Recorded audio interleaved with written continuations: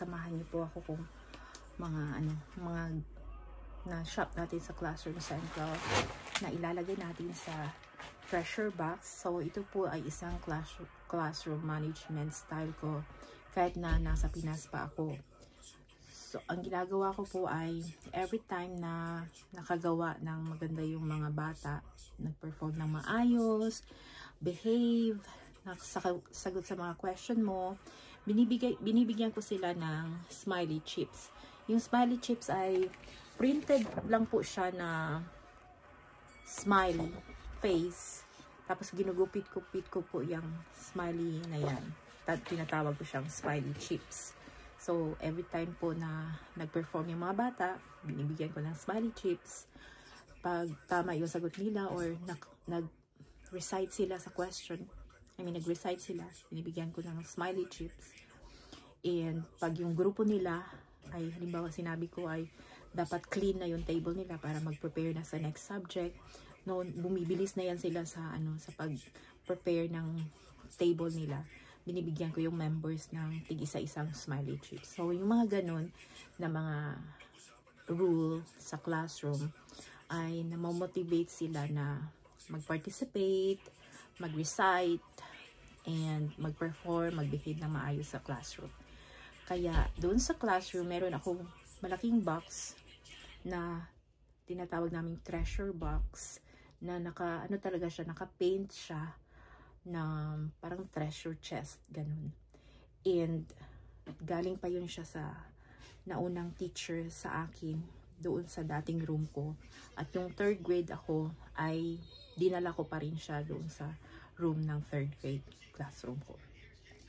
So, nilalagyan ko siya ng mga things doon from Classroom Central o yung kung anong makita ko sa classroom na may equivalent siya na chips, kung ilang chips ang i-trade in ng mga bata. Like, for instance, itong suklay na ito from Classroom Central, ayan, nilalagyan ko siya ng amount of chips na pwede nilang makuha ito for free. So, ang ano ko nito ay isi-ziplock ko siya. So, marami tayong ziplock. Yan. So, may ziplock tayo. At need natin ng marker. Yan. So, mayaman tayo sa mga ziplock kasi madami din dito sa school. I-ziplock ko siya. Ganon. At lalagyan ko siya kung ilang chips ang pwede nilang ma-trade in dito. So, lalagyan ko ng this is about 10 chips. So, kung may 10 chips sila, ay pwede nilang makuha ito sa ating treasure box. So, ilalagay ko na siya dito sa supot natin. Dito. So, ilalagay ko na siya dito lahat ng para sa treasure box para madala ko siya sa Lunes. Okay, so, meron pa tayong 1, 2. Okay, so yung tatlo. Lagyan natin siya sa ziplock.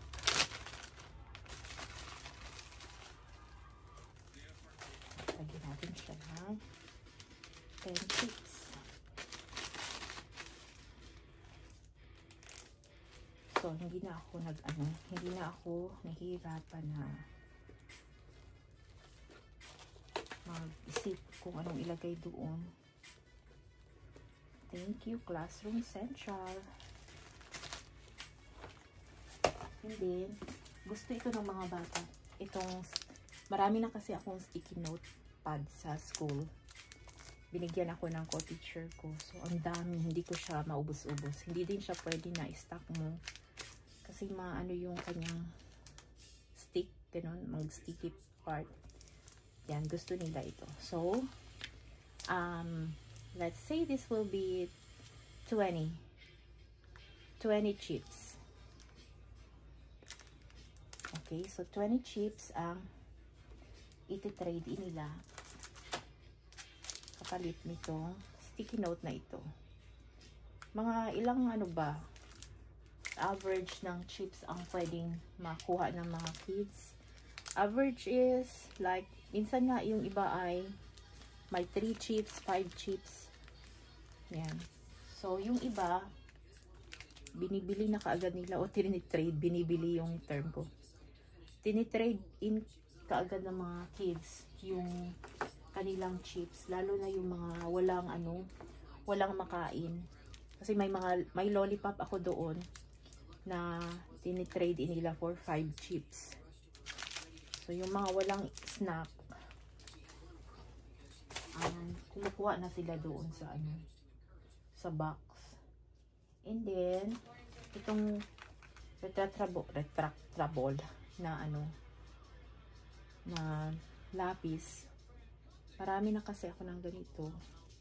So, i-twist lang ito. Twist lang ba ito? Hanggang? I forgot. Yeah, this one. So, dito sa dulo, iti-twist lang. Tapos, lalabas na yung lead ng lapis. Tapos, pwede siyang mabalik. So, gusto itong mga bata. So, siguro, 5 chips ito. 5 chips. Yung equivalent niya. So, ilalagay ko siya muna sa mga ziplock. Madami ito. So, damihan natin yung laman ng kasi marami. Yung iba, marami na talaga silang naipon. Sa school, meron ding ginagawa na katulad nito pang sa mga bata. Pang affirmation sa kanilang mga ginawa, tsaka pang motivate na din para mag-display sila ng good attitude. So, may school expectation kasi kami. School expectation namin ay Cougar Roar. Cougar Roar. Ang R for respect all. And then operate safely. A for accomplish goals. And another R for reach for excellence. So, pag yung bata ay always nag-display ng ganitong attitude in a day, makakuha siya ng PBIS point. So, reward system yun siya online. Si teacher ay magbibigay ng points every day and per day. Sana kapag napagyarian ng mga teacher, every day, ang teacher ay classroom teacher makabigay ng 5 PBIS points sa mga bata. Excluded doon yung points na mabibigay ng mga special teachers at saka iba pang teachers na nakita ang student na nag-display ng ganitong attitude. So, yun siya. Then, ang mga bata, yung first na PBIS opportunity nila ay yung mga learners na nakakuha ng malaking points sa first na weeks ng classes, first 9 weeks ng klase, ay nag-gather sa gym lahat ng mga student at nag-dance party sila. So, tinitingnan yung PBIS reward system na portal kung ilang points yung nakuha ng mga bata. So, pwede mo din siyang pang-motivate. Ayan. So, iba din, hindi din naman nalilito yung mga bata na may PBIS point na at saka merong smiley chips.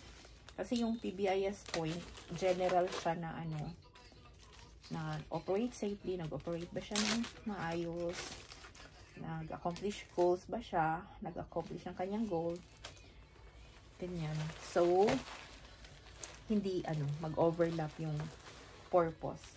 Kasi yung sa chips naman ganun, katulad niyan, pag halimbawa ay nauna ang grupo na yun na malinis kaagad yung table nila before mag-start ang klase, binibigyan ko ng 1 smiley chip yung bawat member ng group. Okay? Or depende sa yung rule na obey nila. So, lalagyan ko ito ng 5 chips. Tapos, ilagay ko na kaagad sa paper, ano ito, eco bag. 5 chips. 5. Lagyan ko na lang ng 5. Huwag na lang chips. 5. 5. Para di na sila magtanong. Kasi yung last, hindi ko nilalagyan ng kung ilang chips. Ah, kasi ano na siya. Kung ano yung nasa treasure box, 20 ang ano yun. Except doon sa, 20 din. Yung snack. Kasi, bumili ako ng snack na, ano ganun yung mga pangalan ng snack? Mga Lays, ano yung do gani gang? Huh? Sa snack na do Remy? Itong snack good, itong junk food na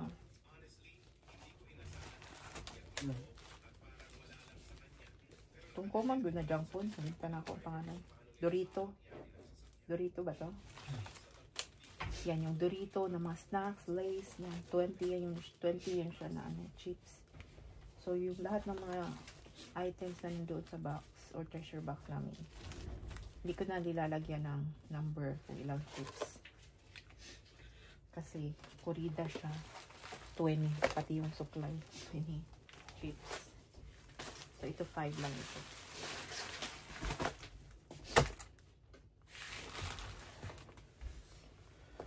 Chips. Then, eraser. Hindi na kami gumagamit kasi. Pangit kasi itong eraser na ito. Sige, ano ko itong eraser na ito. Ano ko ito ng 15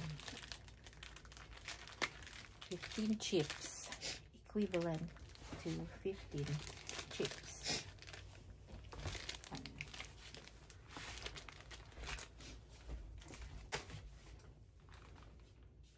Maganda pa nga ang store ko sa school kaysa sa PBIS ko. Ang iba kayo, squeezable na nga nagano buwa. Tag 30. Then, yung book. So, ilalagay ko itong book. Ito yung big price. Ang book na ito will cost them 50 chips. So, ito yung sabi ko na big price. So, kailangan ko ng malaking ziplock. Kailangan ko ng malaking ziplock. Ayan. Lalagay natin si book. Ayan, para masulatan ko siya. Ganda dito. Mura na kasi yung mga ziplock. Sa atin, mahal yung mga ganito ng mga bilihin.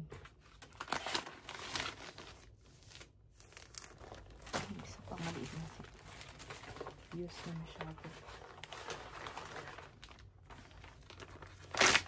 Ito naman ay 50 chips. Lagyan ko lang ng 50. Maganda kasi ito na book. Oh. Bago pa masyado ito na book.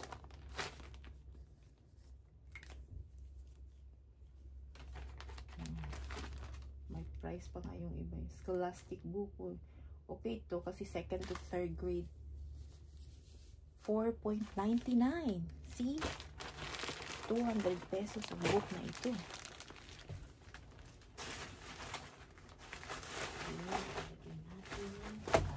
Then, ano pa? Gunting? Hindi. Ito. Pwede itong Sharpie kasi marami akong ganito.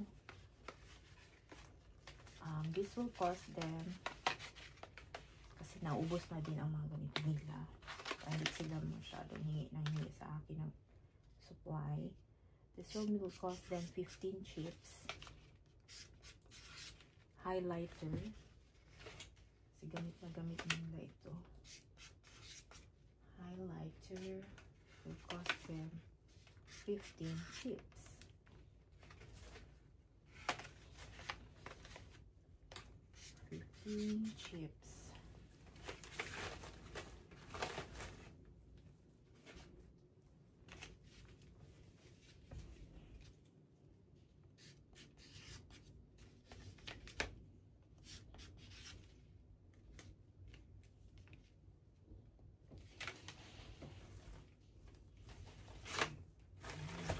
chips. And then, etong ball pen. Kaya ma-excite na silang gumamit ng ball pen. Yan. Ipaano ko din ito ng 5 chips.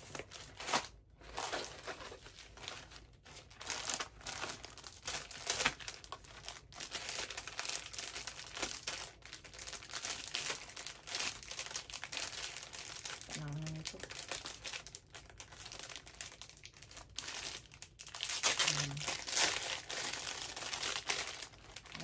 Marami pa naman akong ganito. Nagdala din ako ng isang ganito last time kasi ito nga nagpapak ako ng para sa pressure box.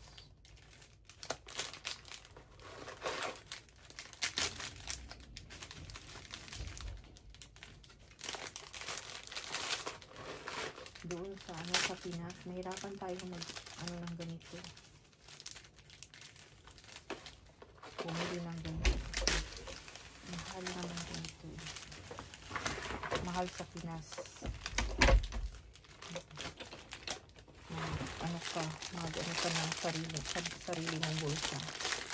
Kaya hindi ko makaganito na magpa-price ng ball pen for 5 chips lang.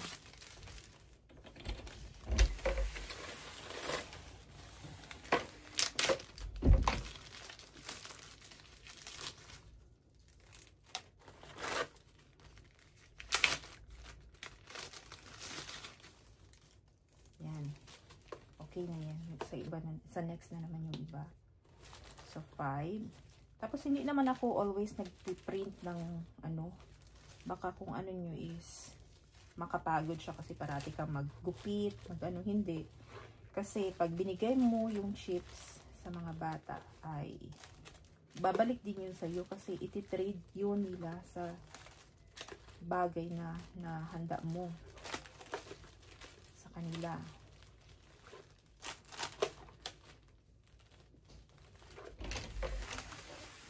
Trade in. So, hindi ka parating gupit ng gupit kasi babalik din yung mga chips sa iyo. So, hindi din siya matrabahoso na classroom management.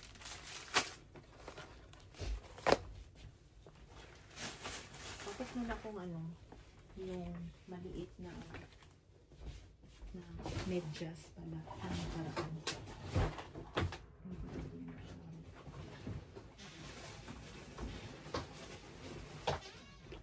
Medium pala ito. Ito mga medyas na nakolek ko. Mga medium pala ito. Kasi na sa inyo, medium no? Huh? Medium? Medium pala. No? Kasi sa ito. Kala ko mga small yan na. Yung pinakauna pa pala. Ang small. Ito yung last time na ang medium size ay ang medyas is tigdaghan ang pwede mo makuha, no? Ngayon kay tatlo lang ang pwede.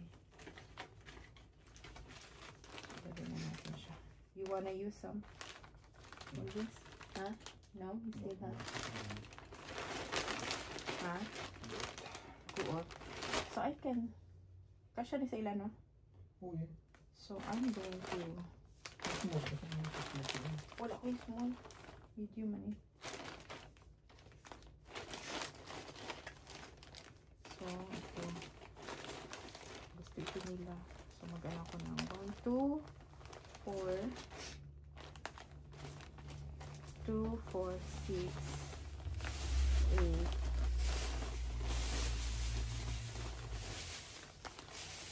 2, 4, 6, 8 10 pairs of socks. Diba? Then I'm going to allow for 20 30. Okay, 30 chips.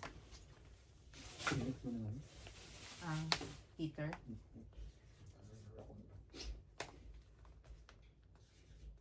Kung saan pwede yan, ano? Dili po din mo siya pwede ma-adjust.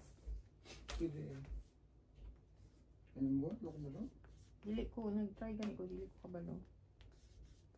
No. Pag sulod yun ako sa sa CR, ang gunitanan good sa CR, flash, init kayo. So, dito lang ba itong buga ato, di ba? Dili ko kabalo mag-adjust. So, may adjust. O, di ba? Dapat ang siguro. Asal gamito ng adjust. Dati ko sa ano? Dati ko sa... Oo, kay maman daw ng I-ano naman siya eh. Diba ang ino nila is 70. Init man Japon bag. Dili, ginababa na ako. Dili siya mag-down. Mag-down siya. Pero mabalik kaya mo siya sa iyang number.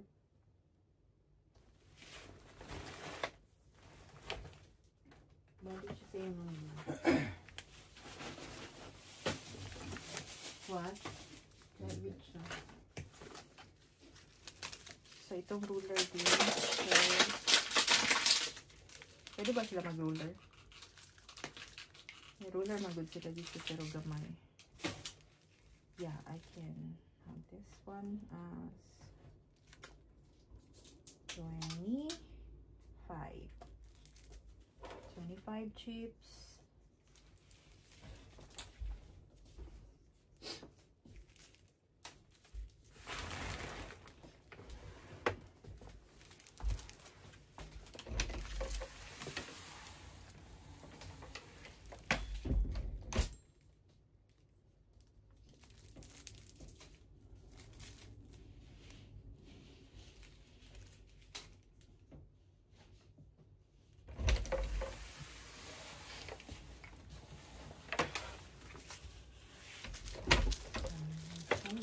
Ito.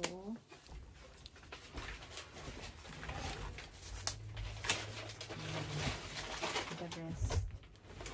Ito pala. Calculator.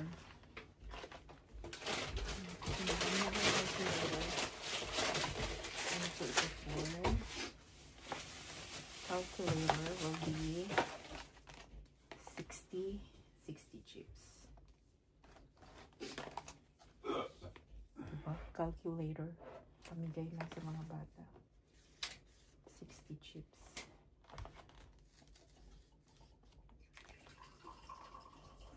Kung meron na iba na tag 70 na, ito nila. Kawas nila itong i-trade in. 60 chips. Wow, punong-puno na yung ano. Yan, so far. So good. How about this one? Still have many of this one, so I can trade this one. Pencil pouch. They can have this for 25 chips. 25 chips. Zipper na pouch. So that's it. The rest will go. Ito sa ano ko. Meron ako yung doon. Tray na mga candies para sa 5 chips. Lagay ko na yan siya. Tapos, itong dahan-dahan ko lang ng mga notebook. Dahan. Tapos ito, ipunin ko ulit ito para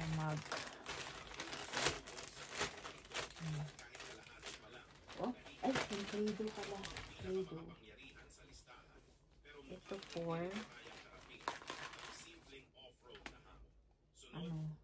35 na chips. 35 na chips.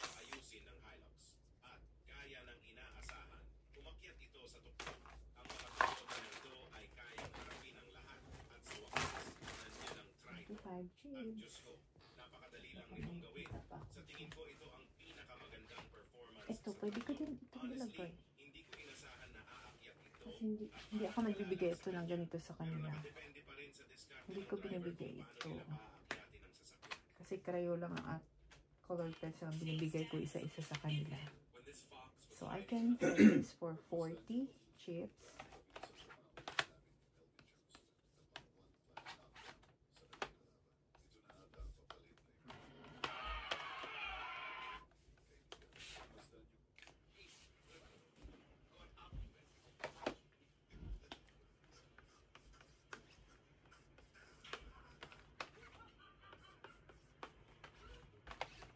Yan. Okay, so yan lang muna. Then, ipapack ko siya.